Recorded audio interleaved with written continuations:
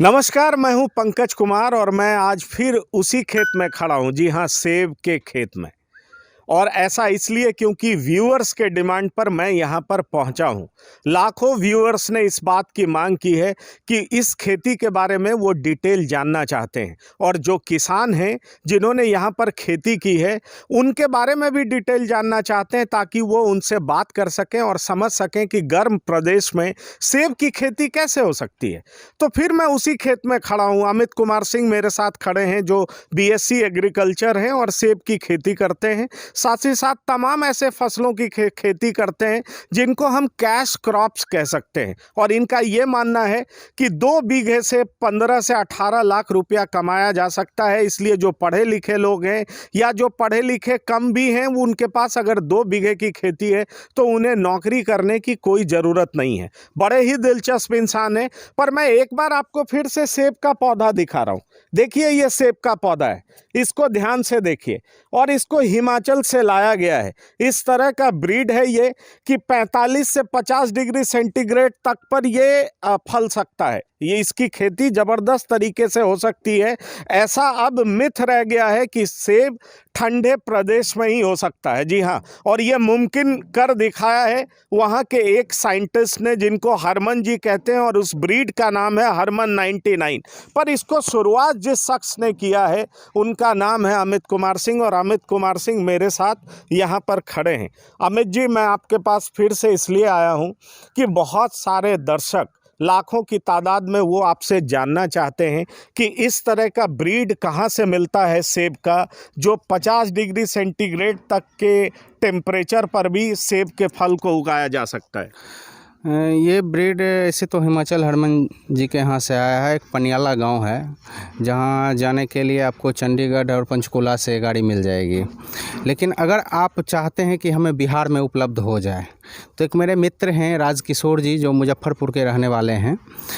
उनके यहाँ नर्सरी में ये पौधा तैयार किया जा रहा है, वहाँ से ला के, जिसको डेवलप करके आप यहाँ के खेतों में लगा सकते हैं।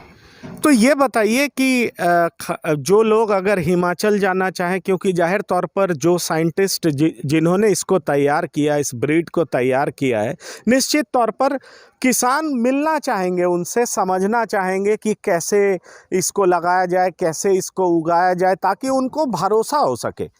ठीक है, तो आप ये बताइए कि आखिरकार चंडीगढ़ से या पंचकुला से लोग कहाँ पहुँचेंगे? पनियाला में कहाँ पहुँचेंगे? कौन सी जगह? पनियाला गांव में वो पहचान के मोहताज नहीं हैं, खास करके हिमाचल में। हरमन जी, आप जो मंडी सुंदरनगर के लिए जो गाड़ी जाती है पंचकुला से, उस गाड़ी को पकड़िए और गाड़ी वाले को बोलिए कि हमें पनियाला उतरना है, आपको वहाँ वो छोड़ देंगे। वहाँ से आप उनके घर पे जा सकते हैं, किसी को भी पूछिएगा वो बता देंगे। ठीक है। और पौधा लेने के लिए आपको सबसे पहले तो सितंबर में ही उनसे बात करके पौधा बुक करना होगा, क्योंकि जब सीज़न आता है तो डिमांड ज़्यादा होता है। क्योंकि पूरे देश में इतना ज़्यादा फैल चुका है ये गर्म प्रदेश का सेब। एमपी में लग रहा है, यूपी में लग रहा है, बिहार में लग रहा है, बहुत सारे जगह लग रहे हैं ये पौधे, तो डिमांड ज़्यादा हो गया है। तो इस वजह से पहले ही बुक करना होगा।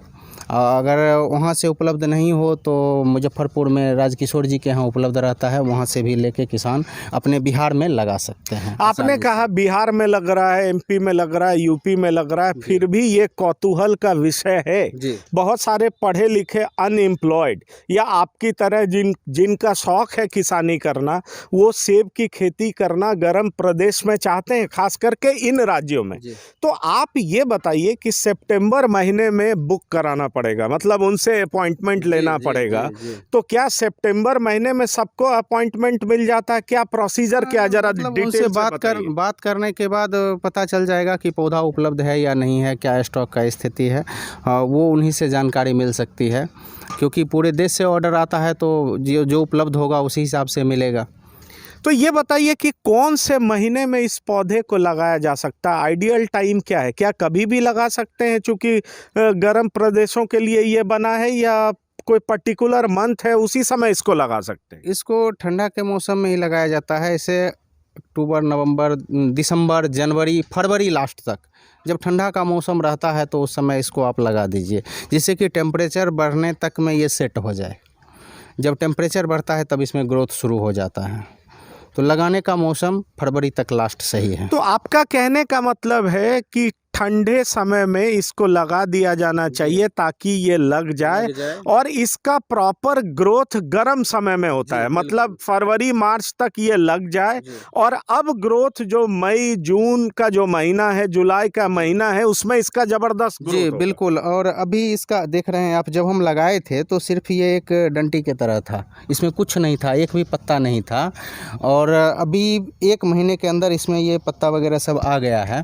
अब इसमें फ्लावरिंग शुरू हो जाएगा। अभी ये फ्लावरिंग का समय है इसका, इसमें फ्लावर आएगा, फिर फ्रूट आएगा। तो यही इसका मेन फलन का सीज़न है। तो धीरे धीरे फिर अक्टूबर सितंबर अगस्त सितंबर में इसका फल ले सकते हैं। तो अभी तो फर्स्ट ईयर में हमें मिलेगा नहीं, नेक्स्ट ईयर में जो है सो अगले साल इसका फल हम लेंगे। नहीं तो फर्स्ट ईयर में क्या मतलब पहला 12 महीने तक इसका फल नहीं आता है? अगले अगर आता भी है तो उसको हटा दीजिए। अच्छा, उसको हटा दिया जाए। क्योंकि गाछ पौधा छोटा है और वो लोड नहीं ले पाएगा ना। अगर बड़ा फल हो जाएगा तो पौधा टूट जाएगा। तो थोड़ा सा पौधा बड़ा होने दीजिए जिससे कि वो उस वजन को सह सके, फिर अगले साल इससे फल ले सकते हैं। तो 12 महीने के कितने महीने बाद इसका फल ले सकते हैं? जैसे अभी हम लगाए फरवरी में, तो अगले फरवरी से फिर इसका फ्रूटिंग चालू हो जाएगा, फरवरी मार्च से। तो नेक्स्ट ईयर आप इसका फल ले सकते हैं। अच्छा, ये तो आपने बहुत अच्छी बातें बताई, लेकिन आप ये बताइए कि फिर से मैं वही बात पूछ रहा हूँ कि क्या न्यूट्रिशन के तौर पे इसको क्या दिया जाना चाहिए? लोगों के बीच यही कौतूहल का विषय बना हुआ है कि पौधा का नरिशमेंट क्या होगा, मतलब इसको खाद पानी क्या चीज़ दिया जाएगा कि एडवर्स कंडीशन में भी ये फलने लगेगा? देखिए, सबसे ज़्यादा ज़रूरी है कि इसको हम ऑर्गेनिक तैयार करें तो ज़्यादा बेहतर है। इसमें सबसे पहले ज़रूरत है ड्रिप इरिगेशन की, सिंचाई पद्धति की, जो इसमें नमी निरंतर बनाए रखे। ज़्यादा पानी भी नहीं चाहिए, कम भी नहीं चाहिए, तो नमी बनाए रखे, ठीक है। और ड्रिप इरिगेशन रहेगा तो इसे कंटिन्यू मिलते रहेगा पानी थोड़ा थोड़ा। रही बात इसमें न्यूट्रिशन की, तो इसमें ज़्यादा न्यूट्रिशन की कोई ज़रूरत नहीं है। इसमें खाद के रूप में हम वर्मी कंपोस्ट हो गया या डिकम्पोज़र हो गया या फिर ट्राइकोडर्मा हो गया, उसका यूज़ करें तो ज़्यादा बेहतर होगा। और थोड़ा गर्मी बढ़ता है तो कीट का भी प्रकोप बढ़ता है, तो किसी भी कीटनाशक का यूज़ इसमें पत्ते को बचाने के लिए हम कर सकते हैं। तो आपने बड़ी अच्छी बात कही, आपने कहा कि ड्रिप इरिगेशन एक चुनौती ज़रूर होता है किसी भी किसान के लिए कि वो ड्रिप इरिगेशन की व्यवस्था कैसे करे। पर ड्रिप इरिगेशन की बात आप इसलिए कर रहे हैं क्योंकि आपका ये कहना है कि नमी बरकरार रखना हमेशा ज़रूरी है, चाहे टेम्परेचर कितना भी जाए। अगर ये जो खेत है, ज़मीन है, इसमें नमी बरकरार रखा गया तो सेब का फल बड़े मज़े में आएगा और किसान इससे लाभान्वित होंगे, ये आपने कहा।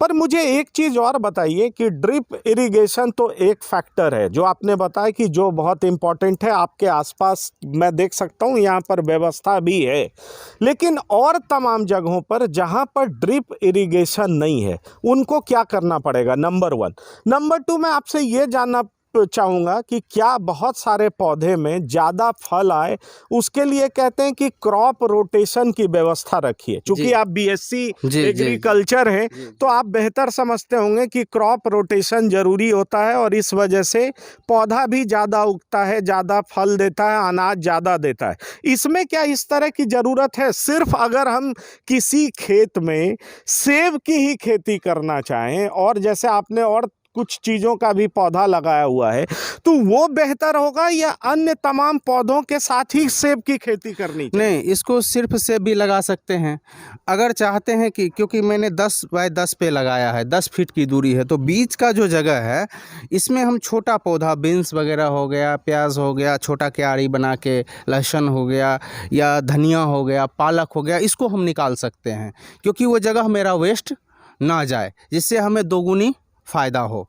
एक तो सेब भी फलेगा, तो सेब तो साल में एक बार ही आएगा, लेकिन उस बीच में मेरा जगह तो वेस्ट गया जो बीच वाला है, तो उस जगह में हम दूसरा छोटा फसल जो सेब के पौधे से बड़ा ना हो उसको हम यूज़ कर सकते हैं, जो इसके लिए भी फ़ायदेमंद है। तो आप ये कहना चाह रहे हैं कि 2 सेब के पेड़ के बीच में एक डिस्टेंस होना चाहिए, वो कितना होना चाहिए? 10 फीट। 10 फीट होना जी। चाहिए। और ये जब बड़ा होगा तो निश्चित तौर पर इसके ब्रांचेस भी होंगे, बिल्कुल। शाखाएं भी होंगी, वो फैलेगा भी, जी। और इसके बीच में नीचे जगह भी बचेगा, उसका आपने प्रॉपर इस्तेमाल जी, किया है, आप प्रॉपर ये इस्तेमाल कहना चाह रहे हैं। जी। और प्रत्येक साल जब हम इससे फ्रूट ले लेते हैं तो इसका कटिंग होता है, अम्ब्रेला कटिंग। अभी तो मैं नहीं दिखा सकता, पौधा छोटा है, लेकिन जब आप कभी दोबारा यहाँ आएंगे फल लेने के बाद तो हम आपको करके दिखाएंगे कि अम्ब्रेला कटिंग कैसे होती है। इससे एक फ़ायदा क्या होता है कि हमारा पौधा ग्रोथ ज़्यादा करता है, फलन ज़्यादा करता है। ठीक है, पौधे की कटाई बहुत ज़रूरी है, नहीं तो पौधा बड़ा हो जाएगा, फल आड़ा तिरछा आना शुरू हो जाएगा, तो ये चीज़ नहीं होना चाहिए। इस पे प्रॉपर ध्यान रखना है। जी हाँ। जी। तो एक बार दर्शक को आप अपना नंबर भी बता दीजिए, क्योंकि हमारे ऑफिस में बहुत सारे लोगों का फ़ोन आया है जो आपका नंबर जानना चाहते हैं, आपसे बात करना चाहते हैं। तो आप कृपया अपना नंबर बता दें जिससे कि लोग आपसे कांटेक्ट कर सकें। मेरा नाम अमित कुमार सिंह है और मेरा मोबाइल नंबर है 9155648281। धन्यवाद अमित जी। तो ये आपने सुना और इन्होंने बहुत बेहतरीन बातें बताई, और जो कि इन्होंने यहाँ पर इम्प्लीमेंट भी किया हुआ है, प्रॉपरली एग्जीक्यूट भी किया हुआ है। आप देख सकते हैं इन्होंने 2-3 बातें बहुत इंपॉर्टेंट बताई। एक तो हिमाचल के उस जगह का नाम बताया जहाँ पर ये सेब का इस तरह का ब्रीड मिलता है, पंचकुला या चंडीगढ़ से लोग जा सकते हैं। दूसरी बात, इन्होंने अपना मोबाइल नंबर भी बताया। तीसरी बात, इन्होंने ये भी बताया कि 2 पौधे के बीच का डिस्टेंस तकरीबन 10 फीट का होना चाहिए, और इस 10 फीट का इस्तेमाल इन्होंने बहुत बेहतरीन तरीके से किया है। कई तरह के पौधे को यहाँ पर लगाया है जिससे कि वो फलता रहे, क्योंकि जब पौधा, सेब का पौधा बड़ा होगा तो वो फैलेगा और उसके बीच में बहुत सारा जगह भी बचा रहेगा। तो इसका इन्होंने बहुत अच्छे तरीके से इस्तेमाल किया है। लेकिन एक बात बहुत दिलचस्प है, खास करके बिहार के किसानों के लिए, कि अगर आप बिहार से भी ये पौधा पाना चाहते हैं तो आप मुजफ्फरपुर जा सकते हैं। वहाँ पर राजकिशोर जी नाम के एक शख्स हैं जिनके नर्सरी में हिमाचल से ला करके इसको उगाया जाता है और वहाँ पर ये अवेलेबल होता है। लेकिन अगर हिमाचल जाना चाहते हैं तो सितंबर महीने में आपको जो हरमन साइंटिस्ट हैं उनसे कांटेक्ट करना पड़ेगा, और अपॉइंटमेंट लेने के बाद अवेलेबिलिटी के अनुसार आपको ये पौधा मिल सकता है। फिलहाल TV9 भारतवर्ष के लिए पंकज कुमार, बेगूसराय मनियप्पा गांव से। फिक्र आपकी, सोमवार से शुक्रवार रात 9 बजे सिर्फ TV9 भारतवर्ष पर।